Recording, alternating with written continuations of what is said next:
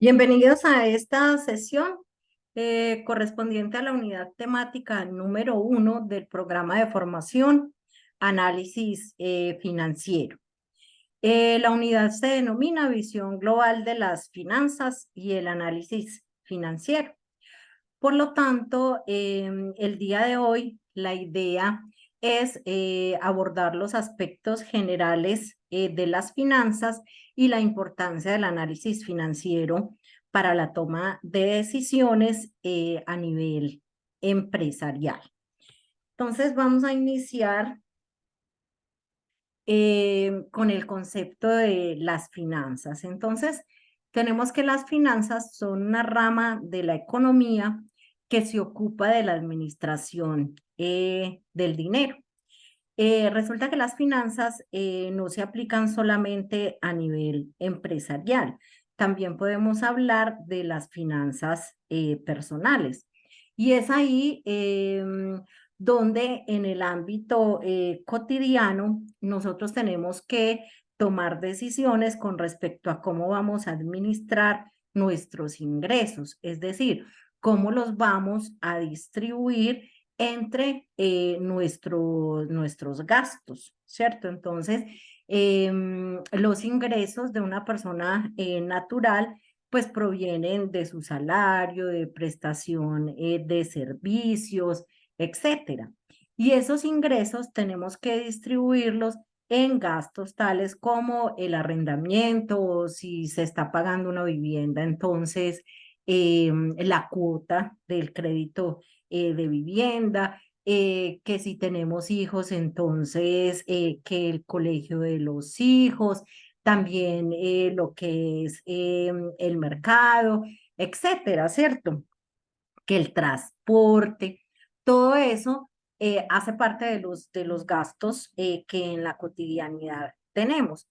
Entonces, así como en las empresas, en los hogares tenemos que tomar decisiones con respecto a cómo vamos a administrar ese dinero. Em, Esas finanzas se denominan las finanzas personales, pero aquí nosotros vamos a abordar las finanzas a nivel empresarial. Entonces resulta que la administración del dinero se hace a través básicamente de dos funciones. Uno es la inversión y el otro es la financiación. Entonces, la inversión consiste en la toma de decisiones al interior de una empresa con respecto a nivel de activos reales en los que la organización quiera invertir. Entonces, tenemos activos tangibles y activos intangibles. Entonces, los activos tangibles tenemos, por ejemplo, lo que es la maquinaria y equipo, lo que es el equipo de cómputo y comunicaciones, que la flota y equipo de transporte. Esos, como vamos a ver más adelante, se denominan los activos fijos o la propiedad, planta y equipo. Y son los activos que la empresa utiliza en el desarrollo de su actividad económica u objeto social. También tenemos unos activos intangibles. Ejemplo de ellos son las inversiones en títulos valores tales como acciones, bonos, o si tenemos una inversión en una fiducia, etcétera. Y la otra función es la financiación. Y esta entonces consiste en analizar las diferentes fuentes de donde se van a obtener los recursos que la empresa necesita para cumplir con sus propósitos trazados. Entonces vamos a ver más adelante que esa financiación puede obtenerse de terceros vía pasivo o deuda o a través de capital social, que son los aportes que hacen los socios para la constitución de una empresa. Toda la administración de las finanzas o del dinero que se hace al interior de una empresa va dirigida a un objetivo que se llama el objetivo básico financiero. Entonces, ese objetivo básico financiero en una empresa es la maximización de su valor o lo que es lo mismo, la maximización de la riqueza del propietario. Entonces, ¿cómo se obtiene la maximización de la riqueza de los propietarios? Pues maximizando sus utilidades. Cuando se constituye una empresa, pues el objetivo es obtener unas ganancias. Entonces, a medida que se va desarrollando la actividad económica, se van obteniendo unas utilidades que van a engrosar el patrimonio o el capital inicialmente invertido por los socios de la empresa. Pero entonces hay estrategias para maximizar esa utilidad con miras a que la empresa tenga crecimiento y sostenibilidad en el largo plazo. Ahí es cuando decimos que no es correcto definir el objetivo básico financiero única y exclusivamente como la maximización de las utilidades, porque ya vamos a ver en la siguiente diapositiva cómo se pueden maximizar las utilidades con un pensamiento cortoplacista, es decir, sin tener en cuenta el crecimiento y sostenibilidad de la empresa en el largo plazo. Vamos a entender más adelante también lo que significa maximizar el valor al interior de una empresa. Entonces, aquí tenemos la gráfica de un pensamiento a corto plazo con respecto a maximización de utilidades. Resulta que las utilidades en una empresa, pues son el resultado o se obtienen de lo que se denomina el estado de resultados al interior de una empresa. Entonces, antes de visualizar eso, les voy a mostrar la estructura de un estado de resultados al interior de una empresa, sobre todo pues para quienes no cuentan con los conocimientos básicos en contabilidad o estados financieros. Lo voy a hacer igual para el balance general más adelante. Entonces, el estado de resultados en una empresa es el que me muestra finalmente si la empresa en un periodo determinado obtuvo una utilidad o una pérdida. Entonces, aquí tenemos la empresa de XYZ SAS, estado de resultados en un periodo que va de enero 1 a 31 del año 2022. Entonces, ese estado de resultados inicia con unas ventas. Las ventas son los ingresos que se obtienen por la venta de un producto o la prestación de un servicio en la empresa, que finalmente pues es el desarrollo de su actividad económica u objeto social. Entonces aquí tengo un estado de resultados que inicia con unas ventas de 120 millones de pesos. Y a esas ventas, pues obviamente hay que restarles el costo de ventas. ¿Qué quiere decir eso? Que si la empresa es comercial y se dedica, por ejemplo, a la venta de un producto terminado, ¿cierto? Es decir, que no le hace ninguna transformación, sino que lo compra a un precio que se denomina el costo y lo vende a precio de venta, obviamente obteniendo una utilidad. Entonces, debo restarle a esto lo que es el costo de las ventas. Con eso obtengo un renglón que se denomina la utilidad bruta en ventas.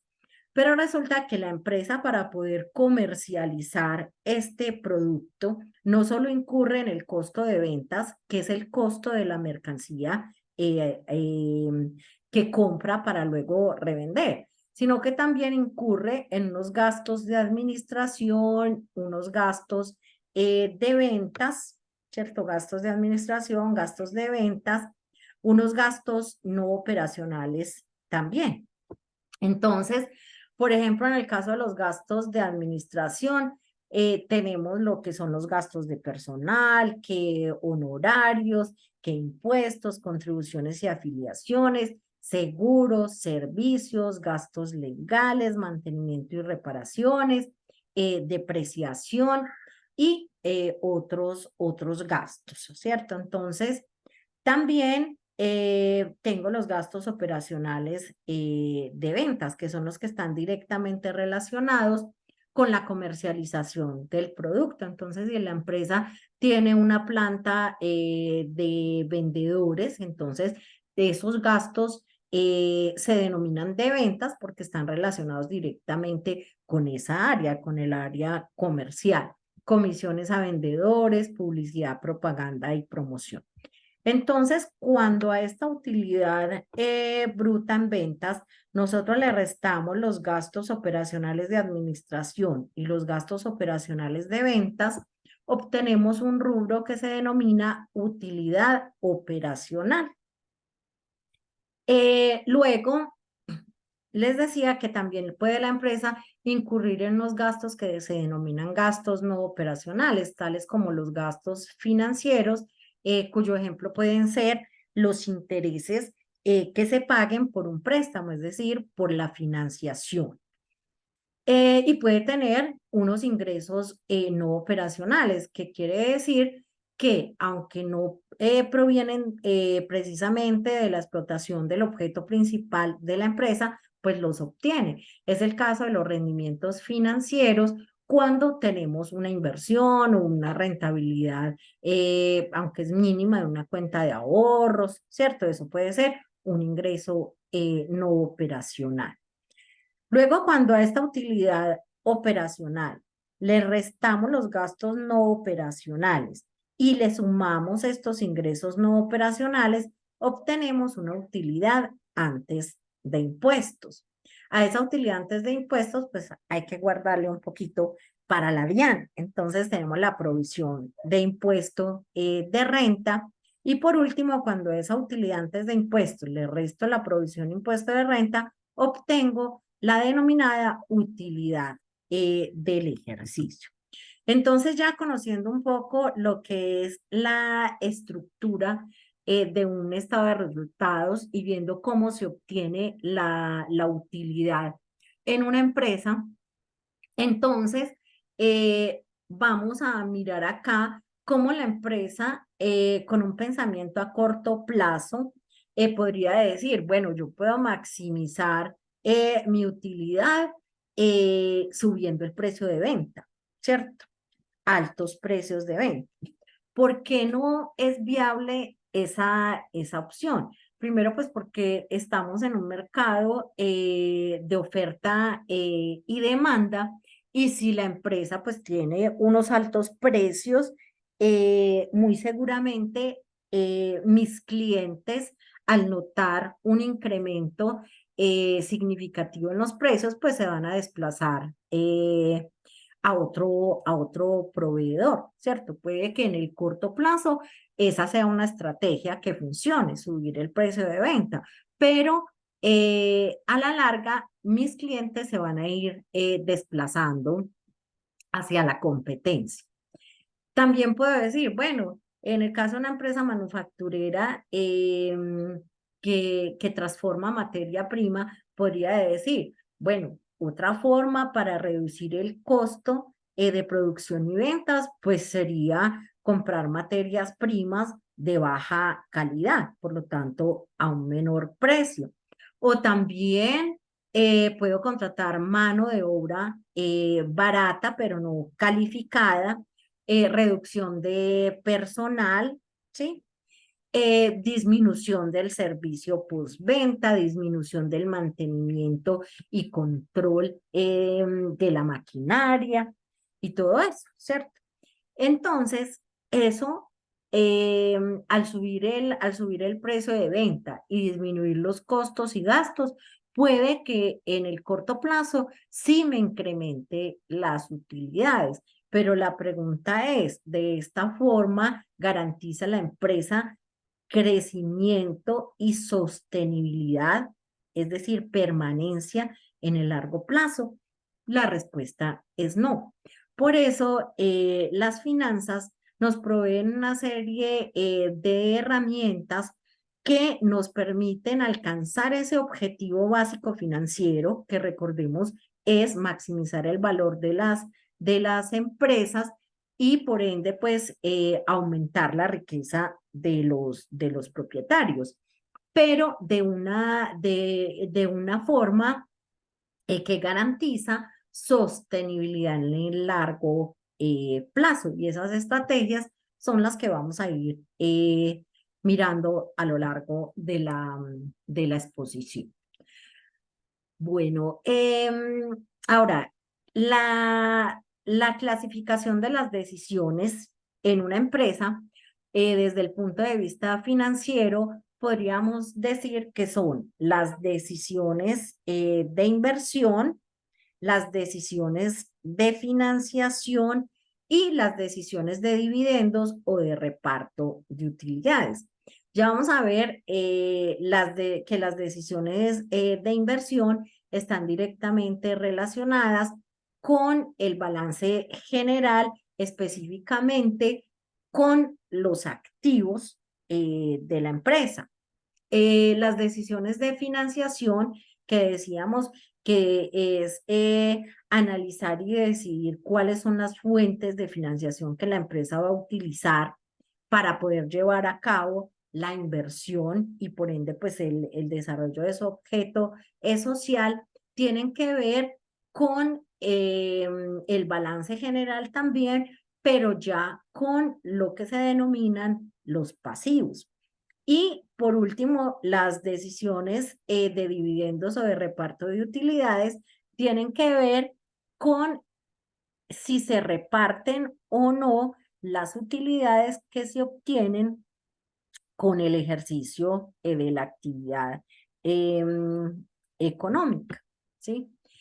Entonces, como las decisiones de inversión y las de financiación que vamos a ver en este momento tienen que ver con el balance general, vamos a mirar la estructura del balance general para que comprendamos mejor a qué nos vamos a referir. ¿Listo? Entonces, vámonos a la estructura del balance general o también denominado estado de situación financiera bajo normatividad internacional. Entonces, tenemos el balance general de la empresa de XYZ SAS. El balance general, pues, es a un corte determinado, porque pues el balance general lo que me presenta es la situación financiera de la empresa en un momento determinado. En este caso, es el balance general a 31 de diciembre del 2022. Entonces, la estructura del balance general es la siguiente. Entonces, tenemos activos, tenemos pasivos y tenemos, perdón, el patrimonio. Activos, pasivos y patrimonio. Acá el total de activos, como pueden visualizar, es igual al total del pasivo y el patrimonio. ¿Por qué? Porque es la ecuación patrimonial. Eso, pues quienes tienen conocimientos previos en contabilidad y en estructuración de estados financieros, pues lo comprenderán mucho más fácil, pero vamos a tratar de que quienes no, pues comprendamos esta estructura del balance general. Listo, entonces, la parte izquierda del balance general muestra los activos y esos activos se clasifican en activos corrientes y propiedad, planta y equipo, o activo corriente, y esta propiedad, planta y equipo también se denomina activo fijo o activos de largo plazo. La sumatoria de los activos corrientes y del activo fijo, activo de largo plazo o propiedad, planta y equipo, pues me da lo que es el total de los activos. Dentro de los activos corrientes encontramos lo que es el efectivo y sus equivalentes, o sea, el dinero que se tenga en caja, en bancos, inversiones que se tengan de corto plazo. Resulta que en contabilidad el corto plazo se refiere a un periodo no superior a un año y el largo plazo a un periodo superior a un año. Entonces, ¿por qué encontramos dentro de los activos corrientes el efectivo, estas inversiones, los clientes, ¿cierto? Cuentas por cobrar a clientes, el inventario de mercancías? Pues porque son activos realizables en un periodo no superior a un año. El efectivo y sus equivalentes pues están disponibles. Las inversiones, en este caso inversiones que no superen un año, se presentan dentro de los activos corrientes. Las cuentas por cobrar a clientes, por supuesto. ¿Por qué? Porque hace parte del giro normal de la empresa y yo no puedo darle un plazo a un cliente para pagar una venta a crédito pues superior a un año, y eso lo vemos más adelante también. El inventario de mercancías. Se supone que el inventario de mercancías debe estar rotando, porque la idea es que el inventario que yo compro para venderlo, pues se venda, ¿cierto? Y se venda con rapidez, que es una buena señal, ¿cierto? Eso lo aprenderemos más adelante. Listo, entonces aquí tengo la sumatoria de lo que es ese activo corriente. Luego, viene el activo de largo plazo, que es la propiedad, planta y equipo, y en este caso, lo que es la maquinaria de equipo, el equipo de oficina, equipo de cómputo y equipo de transporte, pues es la inversión que tiene la empresa y es lo que necesita para el ejercicio de su actividad económica.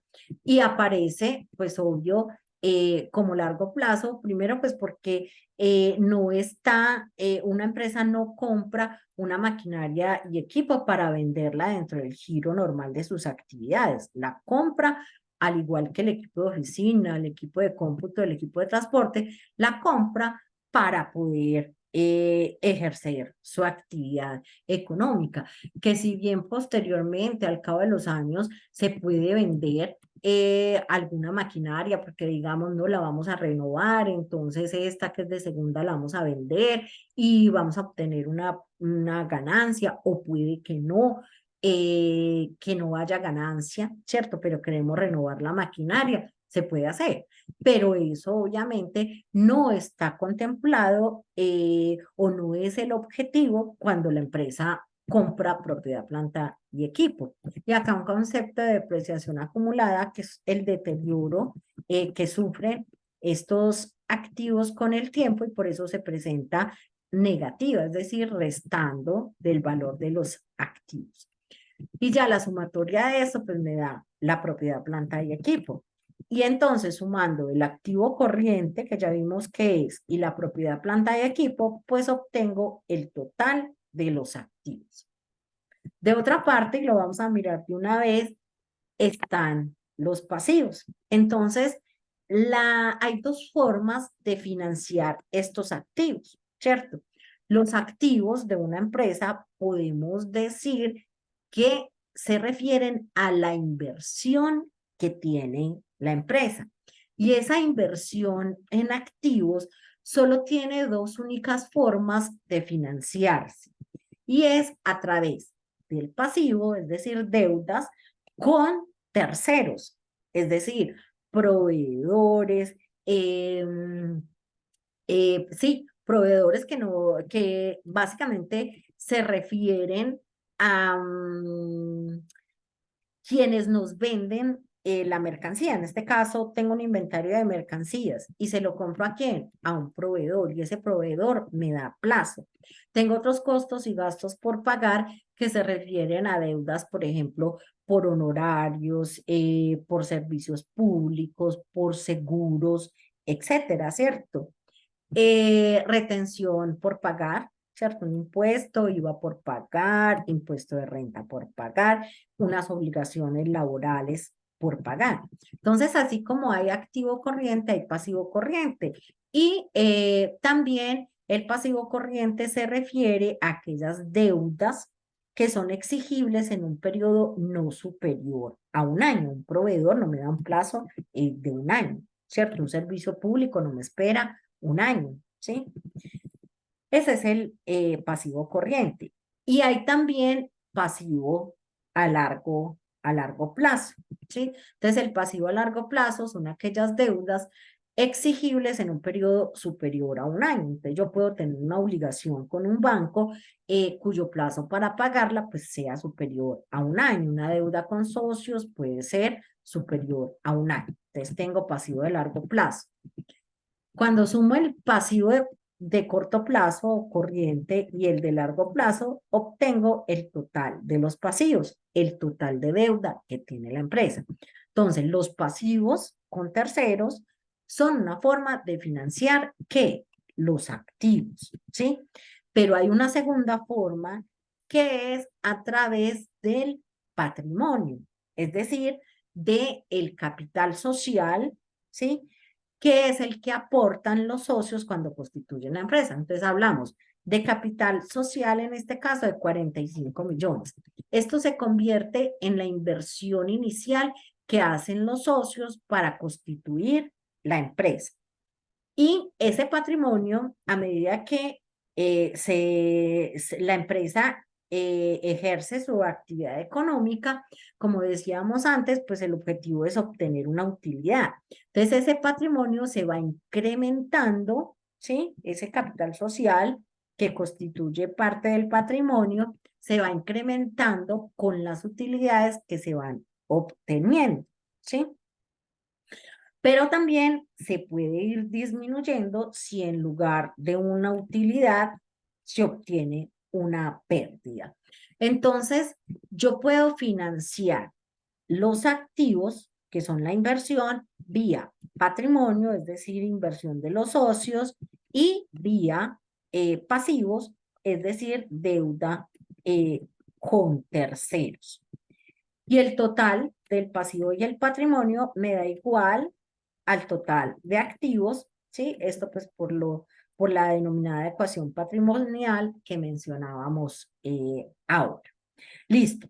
Con esa introducción al balance general, ahora sí vamos a retomar lo que son las decisiones de inversión.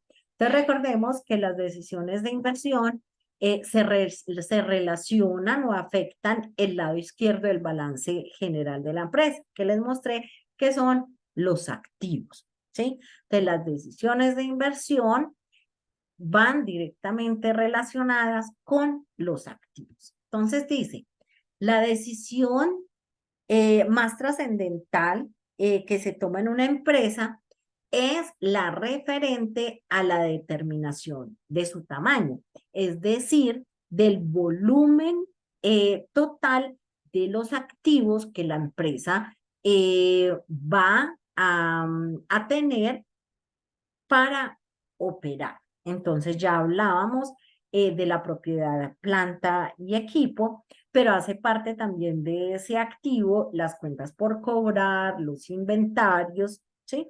Entonces, esa decisión del volumen de los activos que se van a tener, pues tiene que ser una decisión que sea rentable y genere valor agregado para los propietarios, es decir, que le dé valor a la empresa, que lo veremos más adelante. Listo, entonces vamos a ver algunas decisiones de inversión, como por ejemplo, dice, el volumen de activos que se desea mantener, ¿sí?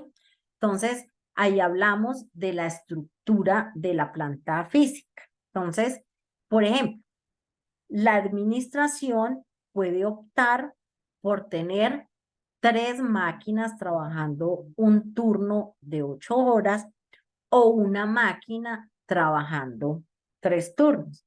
Entonces, en el primer caso, que es optar por tener 3 máquinas, ¿eso qué implica? Implica tener un mayor volumen de activos fijos, que lo vimos ahorita en el balance, propiedad, planta y equipo, en ese caso, maquinaria y equipo. ¿Y eso qué implica? Más inversión, ¿cierto? Para comprar esas tres máquinas, ¿sí? ¿Qué implica la segunda opción? Tener una sola máquina, pero trabajando 3 turnos. Entonces, en ese caso, significaría menos inversión en activos, ¿sí?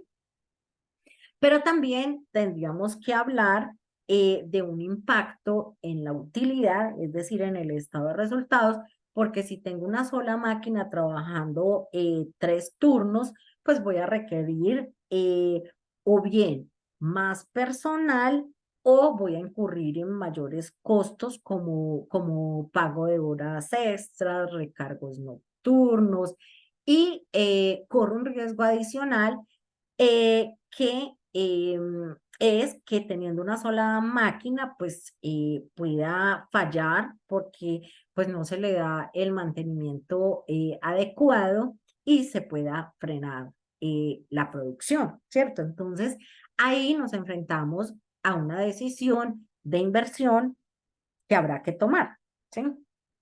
Ahora, otra de las decisiones relacionadas con la inversión es el plazo que se concederá a los clientes en las ventas a crédito, ¿sí? Eso está contemplado dentro de la política de crédito y cobranzas que tenga la empresa. Una política de crédito al interior de una empresa empieza con definir cuáles son los requisitos que se van a solicitar a nuestros clientes para otorgamiento de crédito. Entonces, tiene que haber un estudio previo, al otorgamiento del crédito. ¿Qué garantías vamos a pedir? ¿Qué cuantía de crédito vamos a dar? Y también cuál es el plazo que vamos a otorgar a esos clientes para pagar cuando les vendemos a crédito. Entonces, mientras mayor sea ese plazo, pues mayor será la cantidad de dinero que habrá que inmovilizar en las cuentas por cobrar, que lo vimos en el balance, que es la cuenta clientes, ¿sí? Ahí tenemos para entender esa parte que hablar de lo que se denomina el ciclo de caja. Y en ese caso voy a hablar, por ejemplo, de una empresa manufacturera, es decir, una empresa que compra materia prima para transformarla en un producto terminado y luego venderlo. Entonces, para comprar materias primas, pues la empresa tiene que hacer un desembolso de dinero. Ahí empieza la inversión, la inmovilización del dinero. Luego, para convertir esa materia prima en un producto terminado, pues tiene que incurrir en el costo de la mano de obra. Y la mano de obra, pues es necesaria para poder transformar el producto, más inversiones. Eso también implica dinero y otros costos indirectos de fabricación, que el mantenimiento de las máquinas, que el supervisor de calidad, que el pago de servicios de energía que estén directamente relacionados pues con la planta y eso.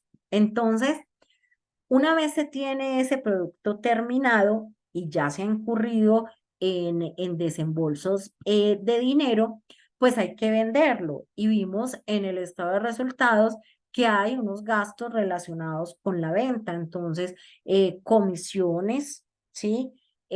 A los vendedores, propaganda y publicidad, hasta que finalmente logramos vender el producto. Ahí seguimos sumando inmovilización de dinero. Inmovilización, ¿por qué? Porque no lo hemos recuperado.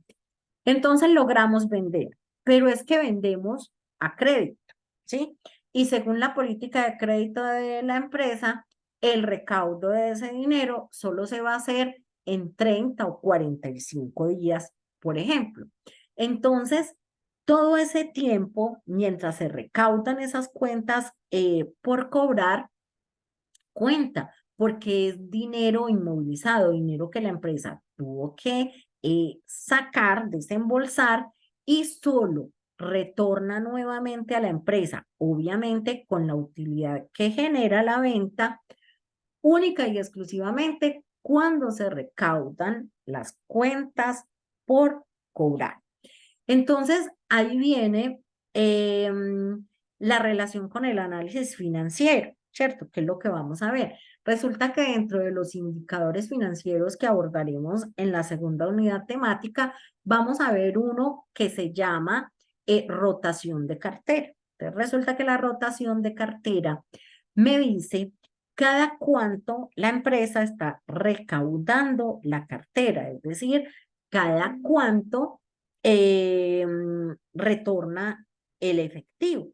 Entonces, es importante para el análisis de ese indicador, pues tener un conocimiento de lo que es la política de crédito en específicamente el plazo que se otorga a los clientes, por decir algo. La política de crédito en plazo es 30 días. Entonces la empresa dice, se le otorgan 30 días de plazo a los clientes para pagar.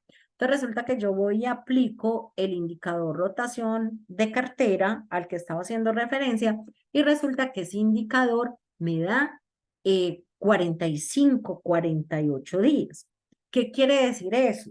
Yo como analista voy a decir, venga, ¿qué pasa? La política de crédito es solo 30 días y el indicador me está diciendo que se está recaudando nuevamente el dinero cada 45, 48 días. Entonces ahí ya amerita ir a evaluar un estado de cartera por edades, que es un estado que me muestra cliente por cliente eh, cuánto tiempo tiene demora en la cartera. Porque si son 30 días, ¿por qué me está dando 45, 48? Y me puedo encontrar con que ese indicador me lo está afectando un solo cliente que tiene una cartera representativa, entonces me está dañando el indicador, ¿cierto? Me está tergiversando el indicador, pero eso ya se constituye en una señal de alerta, ¿cierto? Para uno decir, bueno,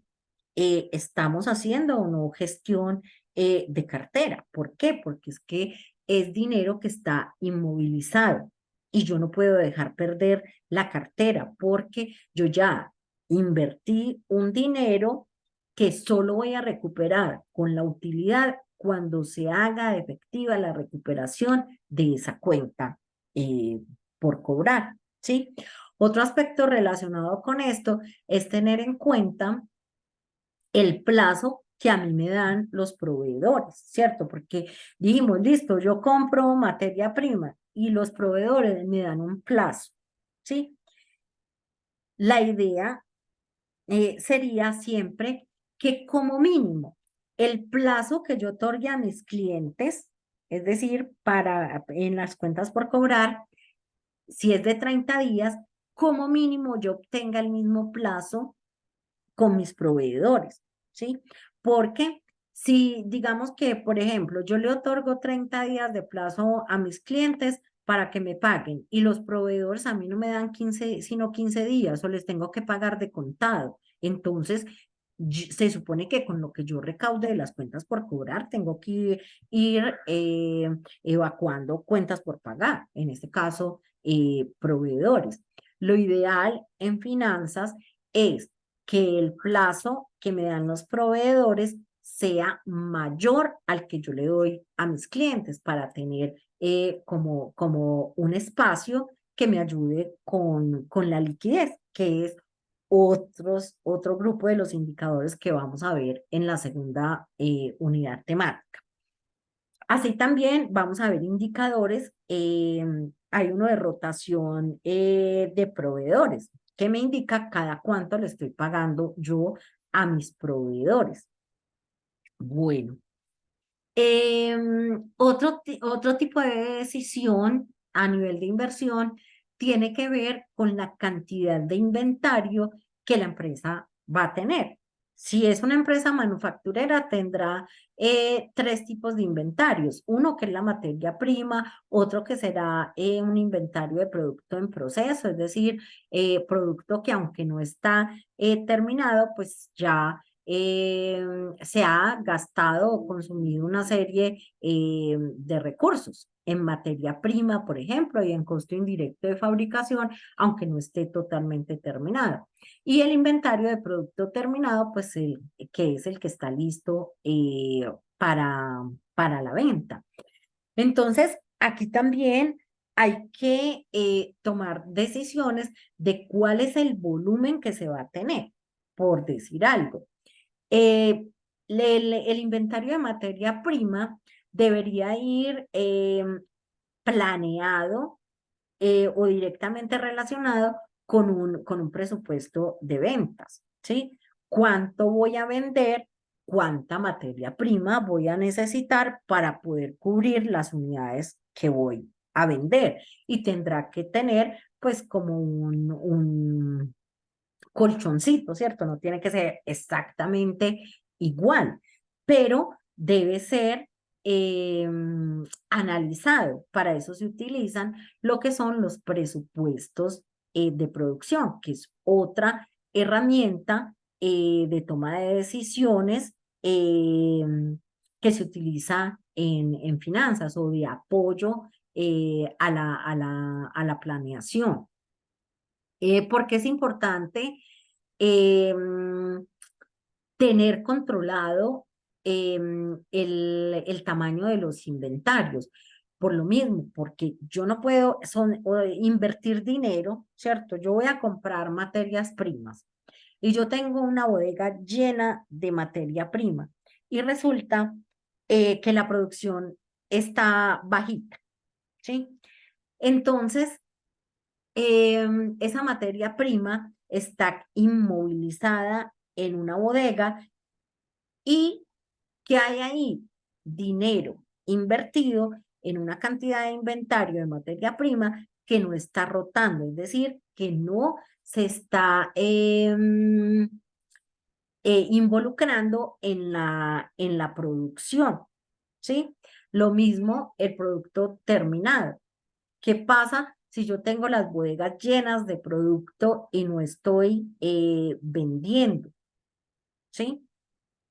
Pues, que es dinero inmovilizado, inversión que para que vuelva a retornar a la empresa, pues hay que venderla, ¿cierto? Y ya vimos que si se vende a crédito, entonces hay una demorita en el recaudo eh, de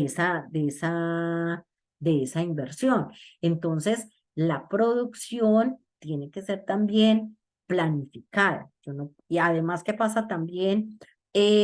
Con la materia prima, dependiendo del tipo de materia prima que sea. Pues hay bodegaje, ¿cierto? Y si la empresa no tiene, digamos que bodegas propias para almacenamiento de materias primas, pues yo tengo que pagar un arrendamiento, tengo que pagar un almacenista o corro el riesgo de que esa materia prima se deteriore, ¿cierto? Entonces, ¿cuál es la idea? Que el producto rote, ¿cierto? Que se venda para poder recuperar la inversión. Entonces, dentro de los indicadores que vamos a ver, también vamos a ver uno que se llama rotación de inventarios, tanto de materia prima como de producto terminado, como de producto en proceso. Ese me va a decir a qué velocidad, por ejemplo, en el de la materia prima, se está integrando esa materia prima al proceso productivo. Lo mismo el de producto terminado, a qué velocidad, ¿cierto? O se está vendiendo ese producto. Entonces, entre más alto sea el indicador, lo que quiere decir es que el producto está rotando, es decir, que en la medida que yo produzco, se vende, recupero el dinero, vuelvo y produzco, vendo. Y eso es bueno para la empresa. ¿Por qué? Porque cuando recauda, solo cuando recauda el dinero, ¿sí? De esa inversión, del producto, luego que lo vende, recauda la cuenta por cobrar, solo ahí es que retornan la inversión y las utilidades a la empresa. Entonces, esa también es decisión de inversión. Listo. También son decisiones de inversión las relacionadas con el crecimiento de la empresa, que la empresa proyecte un ensanche de la planta, que proyecte abrir sucursales o tal vez, ¿por qué no comprar otra empresa relacionada? ¿Sí? Otro tipo de decisiones puede ser la combinación de activos entre fijos y corrientes. Ahorita que miramos lo del balance, pudimos mirar lo que son activos corrientes y lo que son activos fijos. Por lo tanto, creo que podemos entender este ejemplo. Dice, un fabricante de automóviles puede contratar la producción de ciertas partes a otra empresa, evitando así tener que adquirir equipos para su elaboración. Entonces, en este caso sería no comprar maquinaria y equipo y más bien contratar la elaboración de esas partes con un tercero, ¿sí? Pero, ¿qué pasa? Que tal vez se va a tener que tener un nivel más alto de inventario de las piezas que manda a fabricar. Esto pues previendo que de pronto el proveedor pueda tener tropiezos con la entrega y vamos a tener inconvenientes pues con nuestro proceso productivo. Entonces, en ese caso, dejo de tener maquinaria y equipo, es decir, activo fijo, ¿sí? Pero tal vez voy a tener que tener más activo corriente. Recuerden que los inventarios hacen parte del activo corriente, entonces tal vez voy a tener que invertir más en inventario. Entonces, ¿cuál de las dos decisiones será la mejor? Entonces, esa es otra decisión a la que nos enfrentamos. También podríamos decir, eh, la adquisición de activos fijos a través del arrendamiento financiero leasing, ¿sí? Eso tiene que ver con esa combinación que acabamos de mencionar entre activos fijos y corrientes. ¿Cómo funciona el leasing? En el leasing financiero, yo puedo a través de una compañía de leasing comprar una maquinaria, ¿cierto? Pero esa maquinaria la compra la compañía de leasing con las características que la empresa la requiere. ¿Qué hace la compañía de leasing? Me la arrienda, es decir, que ese activo no va a ser parte de mi balance general, porque está a nombre o pertenece a la compañía de leasing. Y la compañía de leasing lo que hace es arrendármela. ¿Qué tengo ahí? Tengo la maquinaria que yo necesito en la empresa, pero no hace parte de mis activos y lo que yo hago o la empresa hace es pagarle de manera mensual un arrendamiento a la compañía de leasing. Obviamente, pues eso tiene una financiación y al final del periodo, pues se puede, para que la empresa quede con ese activo, pues pagar lo que se denomina la opción de compra, que por lo general es el 10% de lo que cuesta la maquinaria. Entonces ahí la empresa puede decir, listo, mejor el dinero que tenemos o que teníamos presupuestado para comprar esa maquinaria, no lo utilizamos en eso, lo hacemos a través de una figura de leasing y más bien con eso tenemos más capital de trabajo, ¿sí?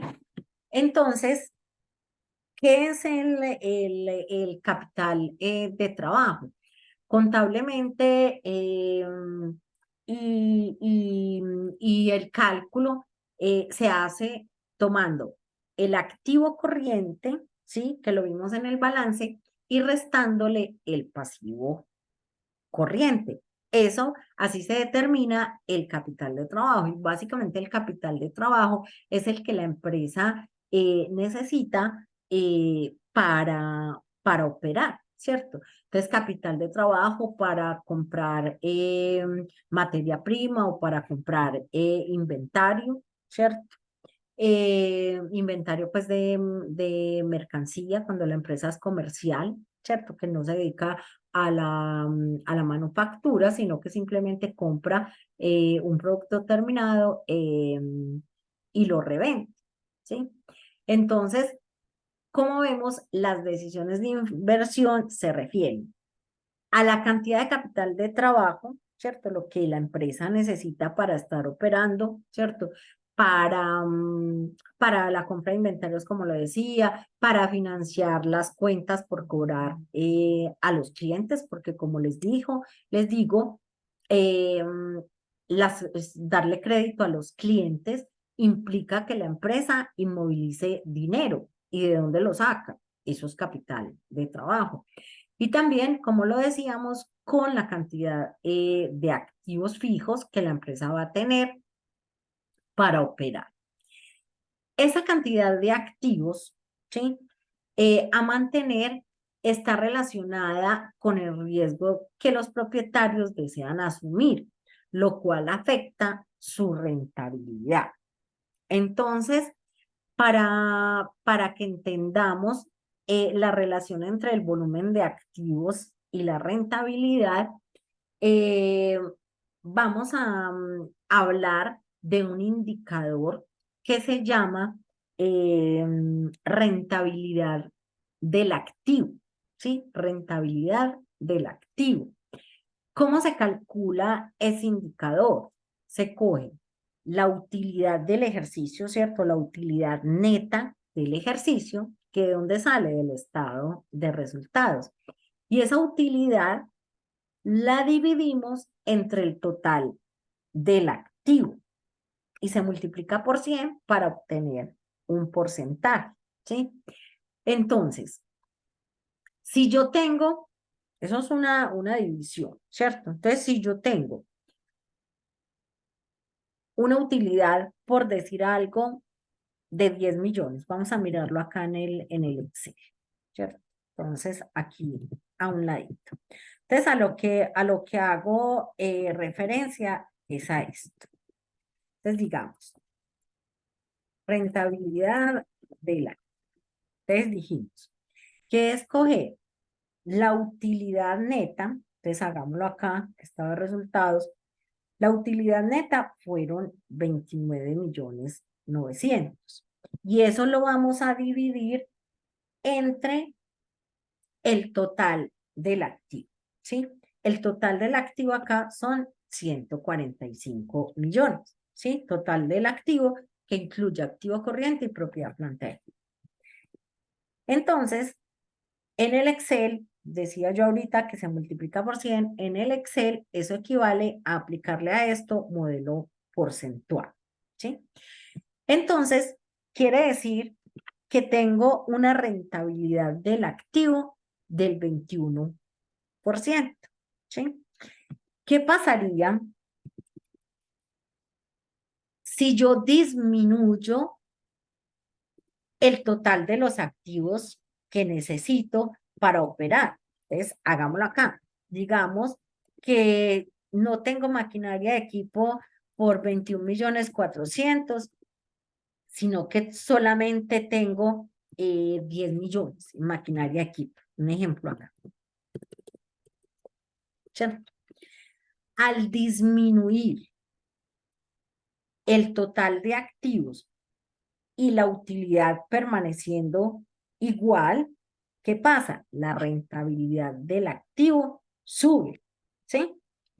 ¿Cuál sería otra forma de aumentar esta rentabilidad? Ahí le di deshacer.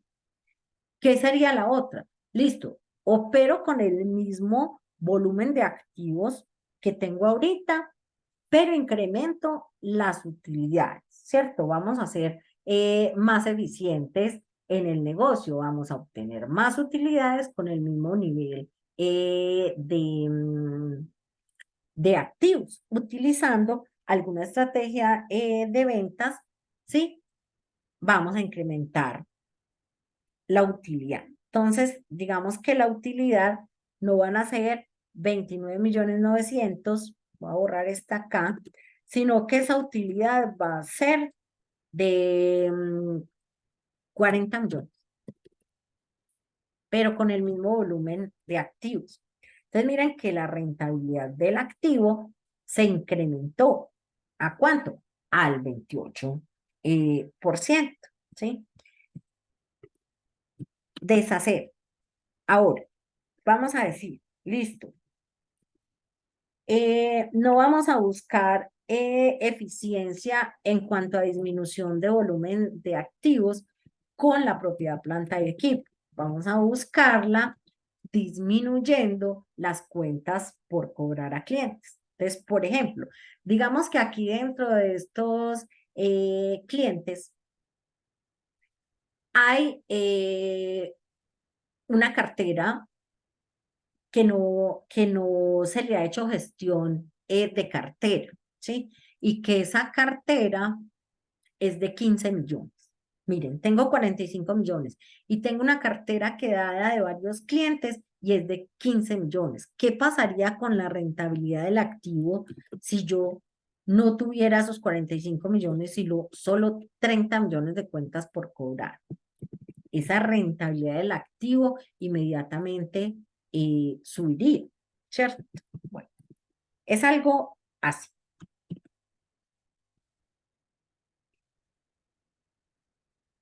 Lo mismo con la gestión de los inventarios, ¿sí? Que yo no tenga que mantener un volumen alto de inventarios, sino que lo que yo compre o produzca, ¿cierto? Se venda de forma rápida, es decir, que haya una alta rotación de inventarios. En ese caso, la rentabilidad del activo también subiría. Es lo que están haciendo muchas empresas hoy en día, que es denominado el inventario justo a tiempo, ¿cierto? No mantienen inventarios, ¿cierto? Sino que venden por órdenes de pedido. Entonces, lo que están produciendo es porque ya está vendido. Es otra manera de gestionar o hacer una buena gestión de los inventarios. Bueno, listo. Entonces, la diferencia entonces, a esta pregunta, ¿cuál es la diferencia entre mantener o no un mayor nivel de activos con el fin de disminuir el riesgo operativo de la empresa? Entonces dice que la diferencia está en la rentabilidad que implica cada una de las alternativas. Entonces decimos, si para mantener un mismo nivel de operación se utiliza un mayor volumen de activos, la rentabilidad sobre la inversión será menor que si se utiliza un menor volumen. Se los mostré allá en el ejemplo. ¿Qué les dije? Mantenemos la misma utilidad, ¿cierto? Nivel de operación. Mantenemos la misma utilidad, pero disminuimos el volumen de activos. Ahí la rentabilidad eh, sube, ¿sí? O simplemente incrementar las utilidades manteniendo el mismo nivel de activos. Ahí la rentabilidad también sube. Entonces, todo eso se constituyen las estrategias que se utilicen al interior de la empresa para que esas decisiones de inversión vayan dirigidas hacia el alcance del objetivo básico financiero que les mencionaba. Bueno, ahora pasemos a lo que son las decisiones de financiación. Entonces, las decisiones de financiación se refieren a aquellas que tienen que ver con la consecución de fondos o recursos, ¿sí? Para la adquisición de los activos que se requieren para la operación del negocio, ¿sí? Entonces decíamos ahorita, los activos que constituyen la inversión de la empresa tienen únicamente dos formas de ser financiados y una es vía pasivo y otra vía capital o patrimonio, ¿cierto? Con inversión de los socios o buscando financiación con los terceros. Y vimos que en el balance general, pues el pasivo y el patrimonio se presentan al lado derecho. Listo. Entonces, una decisión trascendental que se toma en este sentido se denomina la estructura financiera. ¿Qué es esa estructura financiera? Es la proporción entre pasivos y patrimonio que la empresa utiliza para financiar sus activos, ¿sí? Entonces, puede ser que la empresa va a utilizar 80% patrimonio, ¿sí? Y 20% pasivo. O la empresa va a utilizar 40% pasivo, 60% patrimonio. O la empresa va a utilizar 60% pasivo, 40% patrimonio, ¿sí? Entonces, eso es lo que se denomina la estructura eh, financiera, la proporción entre pasivo y patrimonio que la empresa decida utilizar para financiar sus activos. Esa estructura financiera está directamente relacionada con las utilidades y el costo de capital. ¿Por qué con las utilidades? Viendo acá de nuevo la estructura de un estado de resultados, pero más resumidita. Entonces tenemos ventas netas menos el costo de la mercancía vendida, da la utilidad bruta, menos los gastos de administración, menos los gastos de ventas, da lo que se denomina la utilidad operativa, también denominada utilidad antes de intereses e impuestos. Listo. Los intereses, ¿sí? Decíamos que son la financiación que la empresa paga, ¿sí? ¿Por qué paga la empresa financiación? Porque tiene deuda. Entonces, si yo tengo una deuda con un banco, al banco hay que pagarle intereses, ¿cierto? Miren que los intereses vienen a disminuirme las utilidades, ¿sí? Entonces, si yo decido financiarme vía pasivo, tengo que tener en cuenta que ese pasivo con terceros, en este caso una obligación financiera, por ejemplo, va a impactar mis utilidades, es decir, me las va a disminuir. Tengo que tenerlo en cuenta. Listo, entonces luego sigue la utilidad antes de impuestos, le resto los impuestos y me da la utilidad neta. Entonces, ahí viene cómo esa estructura financiera se relaciona con las utilidades. La estructura financiera me impacta las utilidades cuando yo tengo deuda con terceros, es decir, vía pasivo. Eso me impacta porque yo a los terceros les tengo que pagar unos intereses, ¿cierto? Una financiación. Pero vamos a ver también que el patrimonio, es decir, el aporte de los socios, no es gratis. ¿Por qué? Porque cuando un socio hace un aporte a una empresa, él también espera una retribución. Y esa retribución, vamos a ver, es más cara que la financiación, ¿cierto? Claro, porque ellos esperan obtener de su patrimonio, pues, una retribución, pues, que sea inferior a lo que recibe un tercero, ¿cierto? Ya lo vamos a entender. Bueno, entonces, más adelante vemos cómo se relaciona esa estructura financiera con lo que es el costo de capital. Ya lo vimos con las utilidades. Volvamos a repetirlo acá. Entonces, tenemos la estructura operativa de una empresa y tenemos la estructura financiera, ¿sí? La estructura operativa es Desde las ventas menos el costo de ventas, me da la utilidad bruta, menos gastos de administración, menos gastos de ventas. Hasta esta parte del estado de resultados, hacemos referencia a lo que es la estructura operativa de la empresa. Esa estructura operativa es aquella que define la capacidad de producir y vender bienes y servicios que tiene una empresa. Y está conformada a su vez por tres infraestructuras. La infraestructura de producción, en el caso de que sea una empresa manufacturera, como mencioné ahorita, administración y ventas, ¿sí? Que a su vez implican para la empresa incurrir en costos de producción o bien costo de venta, ¿cierto? Gastos de administración, gastos de ventas, como lo vimos ahorita en el estado de resultados que les mostré en el Excel, que son justamente los que aparecen reflejados en esta parte superior del estado de resultados. Esto me determina la estructura operativa de la empresa. O sea, que esto es como la capacidad que tiene la empresa de producir utilidades, ¿sí?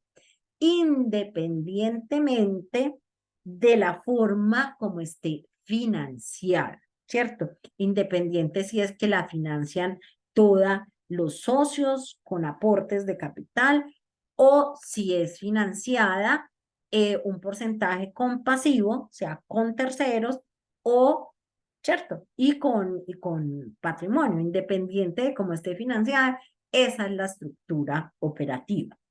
La estructura financiera, que recordemos es la proporción entre pasivos y patrimonio que la empresa utiliza para financiar sus activos, se ve reflejada o su efecto se ve acá, es decir, después de la utilidad antes de intereses o impuestos, también denominada utilidad operativa. Entonces, si una empresa acá es muy eficiente, tiene una utilidad operativa grande, pero está demasiado endeudada y los intereses que paga por financiación son muy altos, eso le va a impactar en últimas su utilidad neta, ¿cierto? Bueno, ahora sí, vamos a introducir lo que es el concepto del costo de capital, ¿sí? Entonces, el costo de capital se define como el costo que a la empresa le implica poseer activos, ¿cierto? Entonces ya dijimos que los activos son la inversión. De acá estamos hablando que el costo de capital es el costo que a la empresa le implica poseer activos, que como cifra es el costo promedio ponderado de las diferentes fuentes que la empresa utiliza para financiar sus activos. Y dijimos ahorita, financiar los activos al interior de una empresa tiene única y exclusivamente dos fuentes. Una que es el pasivo y otra es vía patrimonio, o sea, capital de los socios. Entonces, aquí tenemos la estructura financiera de la empresa XYZ SA. Vamos a ver las fuentes de financiación. Entonces, si ustedes observan acá, yo lo que tengo acá es un balance general. Miren, hay un total de activos de 1000, ¿sí? Vamos a hablar en miles de millones. Entonces, estos son 1000 millones, ¿sí? Entonces, tengo un total de activos de 1000 millones. Tengo un patrimonio de 600 millones, ¿sí? Y tengo un pasivo, miren, cuentas por pagar a proveedores, préstamos bancarios de corto plazo, préstamos bancarios de largo plazo. Estos tres son pasivos. Más patrimonio, ¿sí? Me da igual a los activos, ¿sí? Esto es un balance resumido. Entonces, total activos, que la inversión está financiado en este caso con 120 y 80, 200 y 200 con 400 vía pasivo, 600 vía patrimonio. Y ahí me da el total de los activos que decíamos ahorita. Los activos por ecuación patrimonial tienen que ser igual a pasivo más patrimonio. Entonces, la estructura financiera de esta empresa podríamos decir que es 40%, ¿sí? 40%, miren, 80 y 12, 20 y 20, 40, 80% vía pasivo, perdón, 40%. 12, 8, 20 y 20, 40% vía pasivo, 60% vía patrimonio. Esa es la estructura financiera. Recordemos que la estructura financiera dice, es la participación que tienen en la financiación de los activos, el pasivo y el patrimonio. Aquí decimos, participación del patrimonio en la financiación de este total de activo, 60%. Participación de las fuentes externas, o sea, vía pasivo, 40%. Entonces, esto tiene una estructura financiera, 40% pasivo, 60% patrimonio. ¿Cómo sacamos este porcentaje de participación acá? En la financiación de los activos. Decimos, las cuentas por pagar a proveedores son 80 millones. ¿Qué porcentaje son esos 80 millones que se le deben a los proveedores con respecto al total de la inversión o activos, que son 1.000 millones? 80 dividido 100, dividido 1.000, perdón, multiplicado por 100, tengo una participación del 8%. Préstamos bancarios a corto plazo, 120, ¿sí? Dividido el total de la inversión o los activos, 1.000 multiplicado por 100, 12% es la participación. Préstamos bancarios a largo plazo, 200. ¿Qué porcentaje son esos 200 que me están financiando los préstamos bancarios a largo plazo con respecto al total de la inversión o activos que son 1.000? Entonces, 200 dividido 1.000 multiplicado por 100, 20%. Patrimonio, 600 millones. ¿Qué porcentaje son esos 600 millones que conforman el patrimonio del total de la inversión en activos, ¿sí? Que son 1.000, del 60%, ¿sí? Y acá tengo el 100%. Es decir, que así están financiados estos activos, ¿sí? Vía pasivo, vía patrimonio. Ahora, cada una de estas fuentes de financiación tiene un costo financiero diferente, ¿sí? De manera que si promediamos en forma ponderada esos costos, teniendo en cuenta la participación de cada fuente de financiación en el total de la financiación, que son 1.000, que es la inversión, obtendremos como resultado lo que a la empresa le costaría mantener cada peso invertido en activos, ¿sí? Entonces, cada fuente de financiación, ¿cierto? Incluye el patrimonio, que es otra fuente de financiación, tiene un costo, ¿sí? No es gratis. Los proveedores me cobran financiación, así sea implícita, así no me la digan, pero me están cobrando financiación. Un banco, con mayor razón. Y el patrimonio, obvio, porque los inversionistas, los dueños de la empresa, pues quieren una rentabilidad. ¿Sobre qué? Sobre su patrimonio, es decir, sobre lo que invirtió. Si yo invertí 600 millones, yo espero una retribución por ello, ¿sí? Entonces, es el retorno sobre el patrimonio, ¿sí? Entonces, veamos la siguiente diapositiva. Vamos a ver aquí cómo se hace el cálculo del costo promedio ponderado de capital, ¿cierto? Para saber el costo de capital. Recordemos que el costo de capital es lo que le cuesta a la empresa la financiación de sus activos, ¿sí? Entonces, tenemos las mismas fuentes de financiación, tenemos el valor en pesos de lo que se está financiando por cada una de las fuentes. Tenemos el porcentaje de participación que ya vimos en la diapositiva anterior cómo lo calculamos. Y como decimos que cada fuente de financiación tiene un costo, pues aquí la tenemos. Costo anual efectivo, ¿cierto? El costo efectivo anual de esa financiación. Entonces, digamos que los proveedores me cobran el 2% mensual. Durante 12 meses, 24% me cuesta la financiación vía proveedores, ¿sí? Es un ejemplo. Préstamos bancarios de corto plazo. Entonces, digamos que 29% efectivo anual. Y por este tiempo, año 2023, deben estar, las tasas deben estar un poquito más altas o digamos que algo cercanas a esto.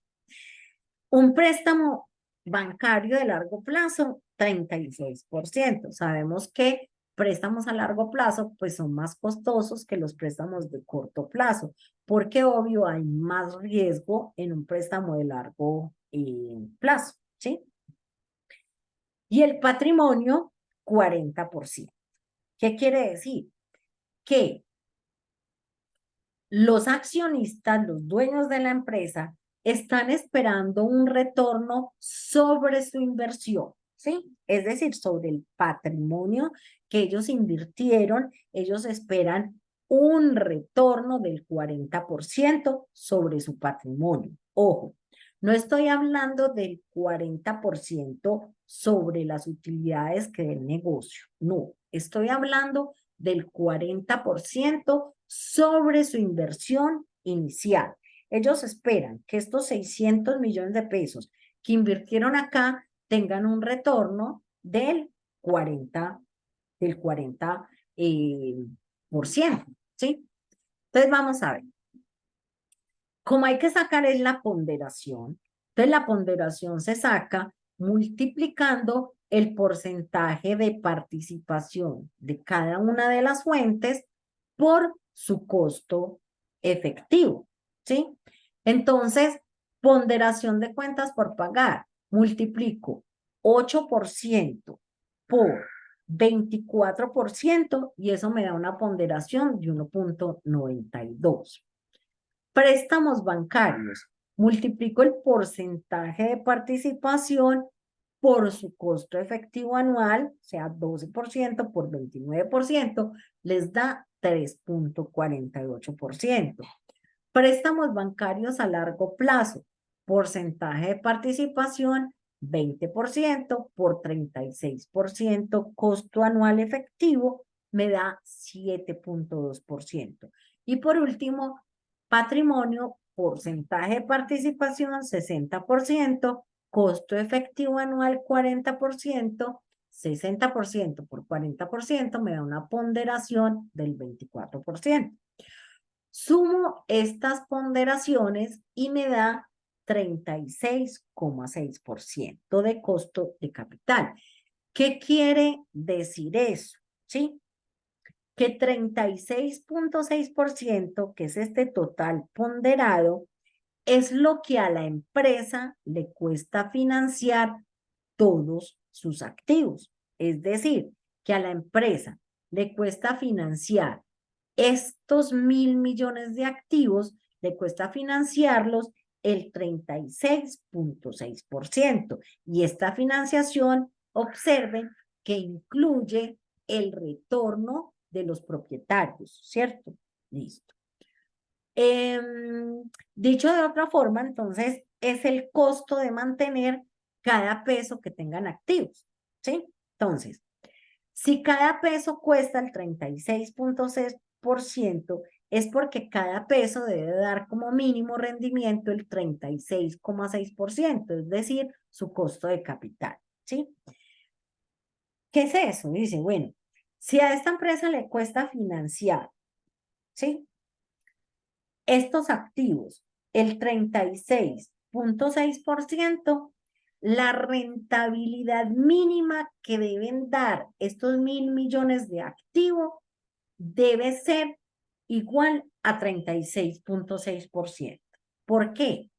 para que esa rentabilidad de la inversión, ¿sí?, me alcance para satisfacer lo que esperaban los accionistas, ¿sí?, que era un 24% sobre su inversión. Que me alcance para pagar la financiación a los bancos, ¿sí?, tanto de corto como de largo, y a su vez a los proveedores, ¿sí? Ahora, pensemos de una vez, ¿qué pasará si mis activos, es decir, esta inversión, no me da el 36,6% de rentabilidad, sino que me da el 40%, ¿sí? Listo. Con el 40% yo le puedo pagar lo esperado por los proveedores, que no va a cambiar porque yo tenga mayor rentabilidad de mi activo en la empresa. Lo mismo satisfago a los préstamos bancarios de corto plazo, a los de largo plazo, y el remanente que queda, ¿sí?, es para los accionistas, ¿sí? Entonces, si esto renta más del 36,6%, pues me alcanza para todos, me alcanza para lo mínimo esperado por los accionistas, y el remanente también es para los accionistas. Eso es lo que se denomina valor agregado, valor económico agregado, o EVA, ¿cierto? EVA, valor económico agregado, que lo vamos a abordar en la unidad temática número 4, pero es esto que les estoy mostrando acá. Entonces, el EVA se da cuando la rentabilidad del activo supera su costo de capital. Entonces, ahí hay un remanente que es para los accionistas, ¿sí? Y veámoslo acá. Listo. Acá tenemos cuentas por pagar a proveedores, lo mismo, ¿cierto? Las mismas fuentes de financiación. Tengo el costo anual efectivo de cada fuente de financiación, y aquí tendría la rentabilidad mínima del activo, pero en pesos. Entonces, ¿cómo la calculo? Si a los proveedores les debo 80 y el costo de esa financiación es el 24%, entonces tengo que destinar 19,2 para pago de esta financiación. A los préstamos corto plazo les debo 120. Me cobran el 29%. Quiere decir que tengo que destinar 34,8. Sí, estamos hablando de miles de pesos. Estos son pesos. Préstamos bancarios de largo plazo, debo 200, me cobran el 36%. Quiere decir que debo destinar 72, ¿cierto?, millones en este caso, para satisfacer esto. Y los socios tienen invertidos 600 millones y esperan un retorno del 40% sobre su patrimonio, es decir, que esperan un retorno de 240 millones. Entonces, sumado esto, me da 366, ¿cierto? Que es lo que da la rentabilidad mínima del activo, es decir, total activo 1000 por costo de capital 36,6 me da 366 millones, ¿cierto? Esos 366 millones me alcanzan para pagar eso. Cuando la rentabilidad del activo da mayor a este costo de capital, ¿sí?, el excedente será ¿para quién? Para los accionistas, que es donde se genera el valor agregado. ¿Cómo se obtiene mejorar esa rentabilidad del activo?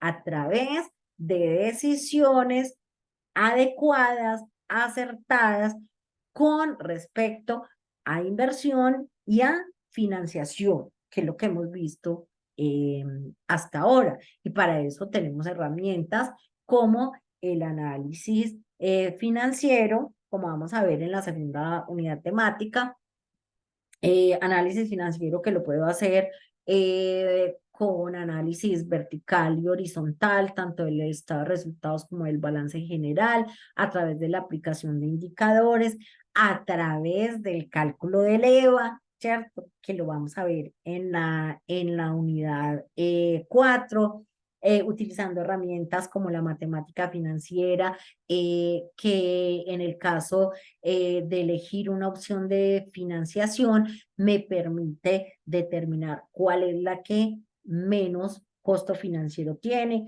o que si es una inversión, esa matemática financiera me permite determinar cuál de todas las inversiones me da una mayor rentabilidad, etcétera. Entonces, si una empresa genera sobre sus activos una rentabilidad superior a su costo de capital, los propietarios obtienen una rentabilidad sobre su patrimonio mayor a la esperada y por lo tanto se les está generando valor agregado, con lo que el valor de la empresa percibido por ellos se aumenta, cumpliéndose de esta forma el objetivo básico financiero. ¿Sí?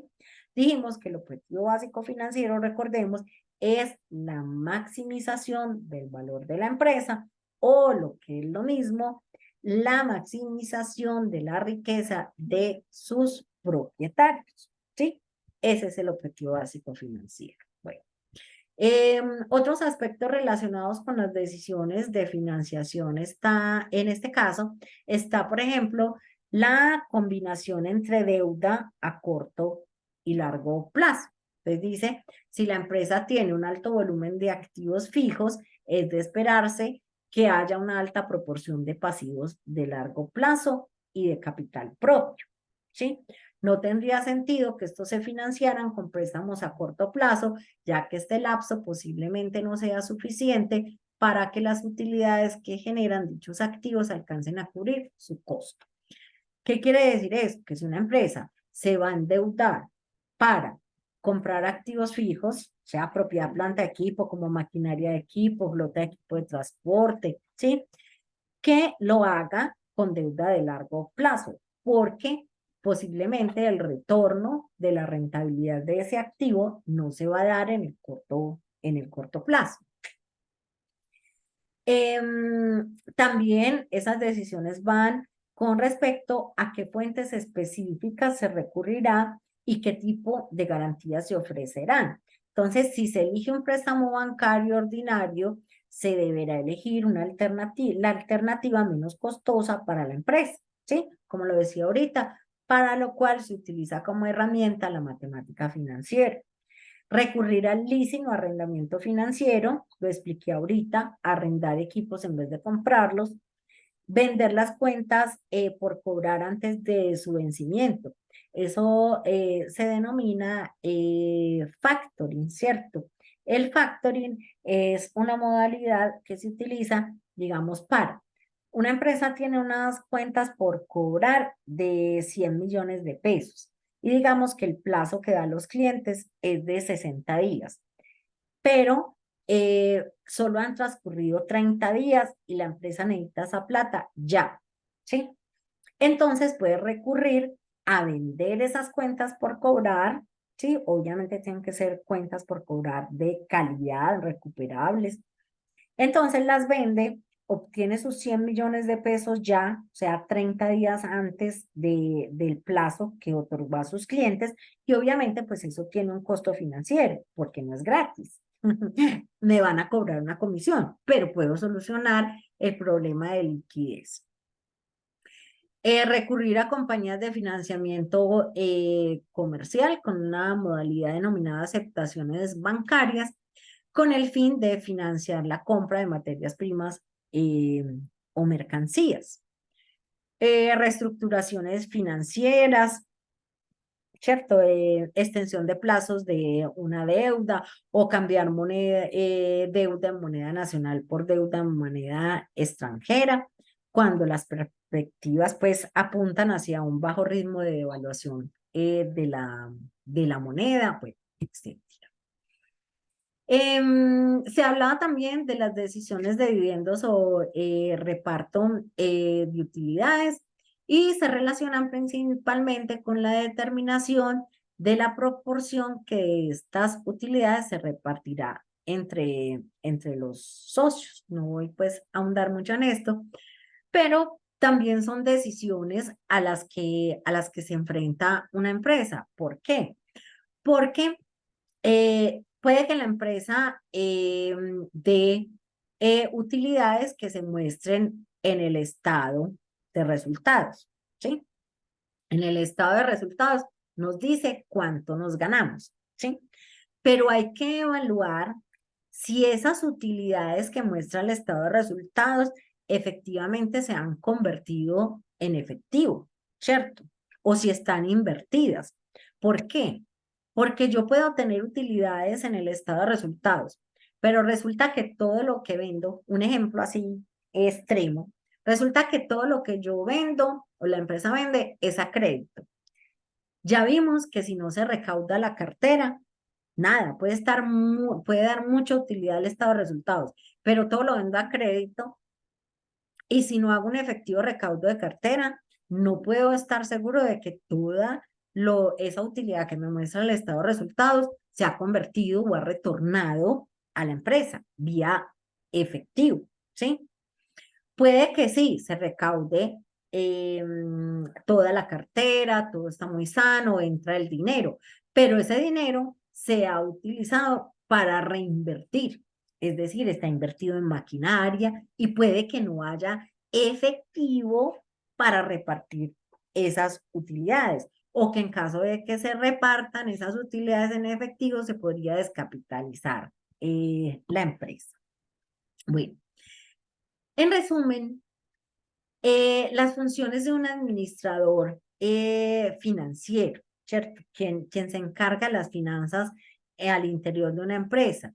Entonces está velar por la utilización eficiente del efectivo de la empresa, determinar los niveles adecuados de capital de trabajo, determinar la adecuada estructura de los activos de la empresa. Ya vimos algunos ejemplos de cómo afectan esa estructura volumen de activos, la rentabilidad, garantizar el adecuado manejo del inventario y la cartera, lo abordamos también, diseñar la estructura adecuada de financiación, ya vimos los efectos, recomendar la política apropiada de reparto de utilidades, negociación, ejecución en las transacciones financieras claves como inversión y endeudamiento, mantener adecuadas relaciones con proveedores y las entidades financieras.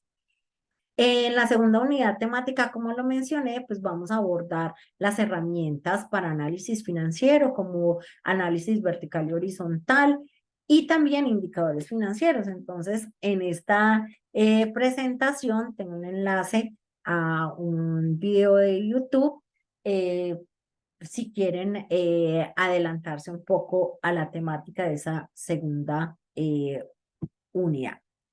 Y eso era todo lo que tenía para compartir en esta sesión. Muchas gracias.